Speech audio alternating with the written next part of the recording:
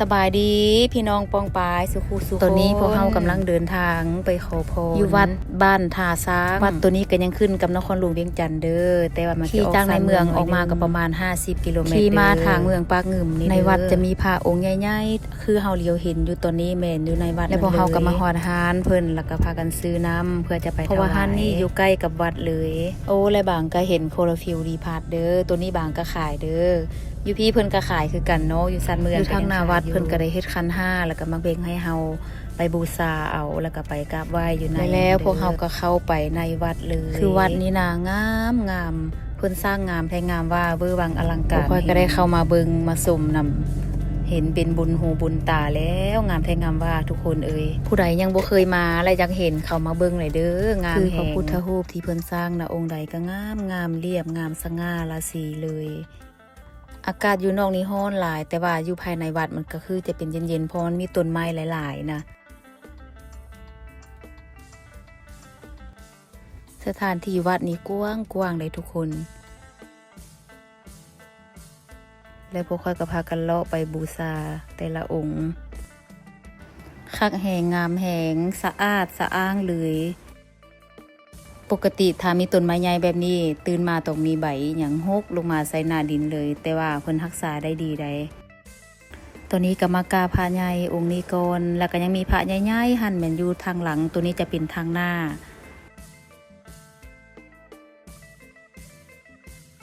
ได้กราบไหว้บูชาแล้วก็คือว่าอิ่มอกอิ่มใจนี่แหละ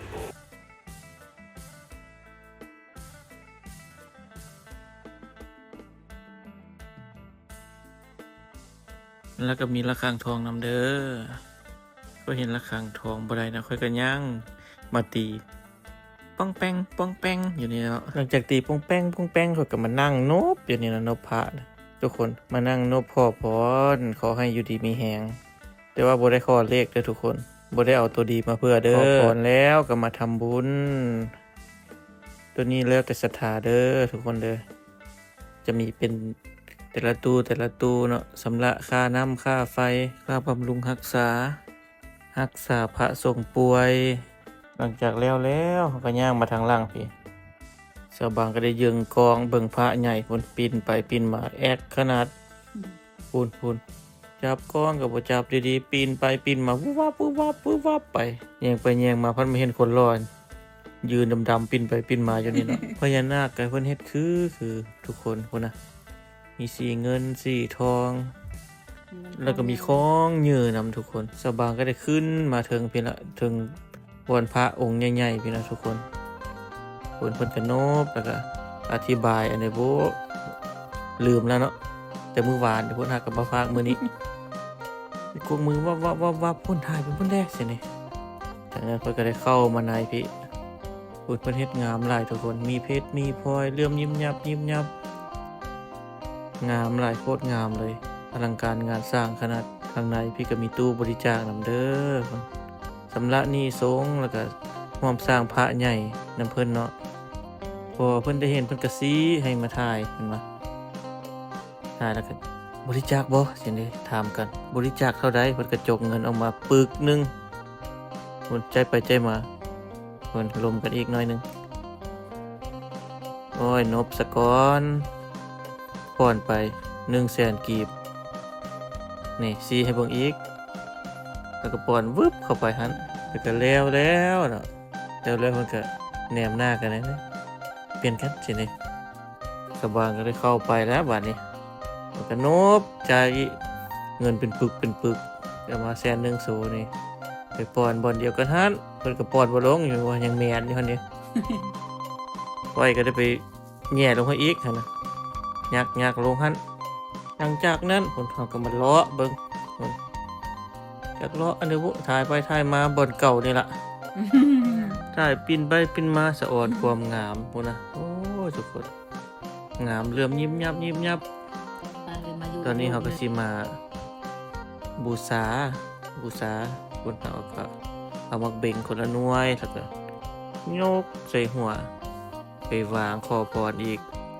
ผู้ใดเบิ่งมาฮอดตอนนี้ก็ขอให้ได้บุญกุศลนำกันเด้อเฮ็ดบุญนำกันอย่าลืมกดไลค์กดแชร์เด้อยังบ่เบิดได้ย่างมาทางล่างพี่ยังมีเฮือน สีทองเหลืองอลามคือแบบอยู่ในหนังเลยนะทุกคนเป็นสีทองคือแบบอยู่เทิงสวรรค์หั่นนะคืออยู่ในหนังจักวงคือของไทยหั่นนะทางนอกเพิ่นเป็นสีทองแต่ว่าเข้ามาทางในฉันเป็นสีขาวสะอาดบริสุทธิ์เลยพุ่น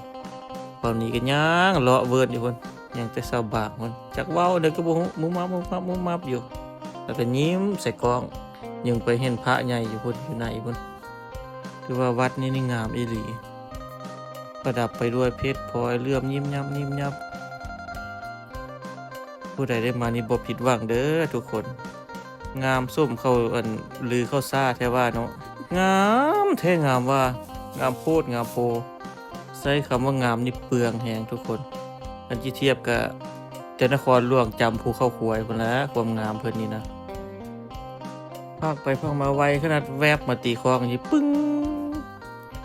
วันที่สองตีแล้วไหมปึ้งวันที่สามก็ตีอีกเลยปึ้งโอ้คักขนาดคอยนี่เห็นคลองบ่ได้คอยนี่หุ่นนบอีกบาทนึงควรจะเอาตัวนี้ไปตีจูตัวใหญ่พุ่นได้มันคนละอันกันเลยกลับไปไว้มาเอาตัวนี้หุ่นตัวคลองมันใหญ่ๆตัวนี้นะทุกคนเบิ่งเด้อปึ้งหุ่นตัวนี้ดังปานฟ้าห้องเลย จนลม ปึ้งหุ่นฟาด2 บาทลมมาเลยหุ่นฟาดวันที่3หุ่นลมพัดมาแห้งๆสังเกตเห็นใบโพธิ์ทุกคนพุ่นนะวันที่4ที่5ที่6พุ่นคือฝนสิตกในบัดนี้โอ้ยจักเฮ็ดจังไดเนาะฟ้าลมแท้ลมว่าคือฝนสิตกนี่พอฟ้าลมมาเท่านั้นแหละทุกคนหนาวลุกเลยค่อยนะเจ็บขี้ไปขี้ก่อนแล้วจังมาถวายน้ำ ขี้แตกเลยค่อยนะเว้าพอได้ม่วนได้หัวเด้อทุกคนเด้อ